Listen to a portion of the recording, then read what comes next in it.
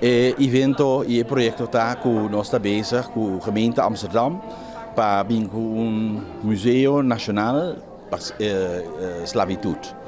E nós avisa que o nosso comissário junto com Peggy Brandon, que também está de quartermasters nang, a mim também está quartermaster, está se para museu, então a mim está se para social maatschappelijk, para três diferentes communities cerca outro, mim está se fundraising, e mim está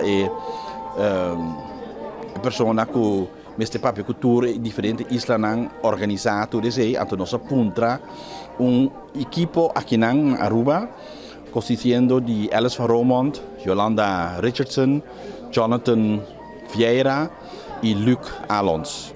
Nós apuntamos para sostenernos, para nos organizar e nos papiar com a comunidade arubana. Ainda nós vai governador, depois nós vai vertegenwoordiger, Nederlandse vertegenwoordiging e também nós vai ser minister-presidente, senhora Wever Cruz. Então, para nos explicar o que nós estamos fazendo, que nós estamos lançando museu na Amsterdam, pero nós que trazer junto com diferentes islas na Turcéis que nós estamos visitando e também para nós trazer projetos na junto, não somente aí na Amsterdam, mas também aqui na Aruba, sobre o tema e o qual que nós estamos fazendo over esclavitud, está algo de terreno holandês.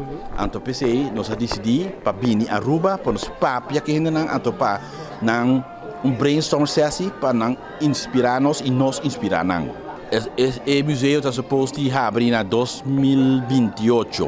Então, nós temos trajetória seguro 6-7 anos para que nos chegue o momento. O impacto está mais grande, porque a Holanda mesmo não tem esclavitud. A esclavitud que tem na isla de Antillas Neerlandês e Aruba e também na Suriname. Porque nós estamos indo por essas islas e também na Suriname para nos papia com nang. O ponto número 2 também está com nós de onderzoek que estava a abordar assim. Nós também também com tinku wak com nós está assim link também com Indonésia, de Molukken e Papua New Guinea, porque em nós também tem esclavitud, então hopi gente também a falecer de temporada com nós tem aí. Então esse nós está dentro agora que nós está estudando todo o arquivo nang, todo esse stuk nang, para nós vir com plano.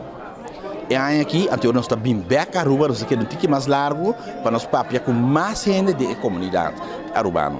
A parte da história é importante.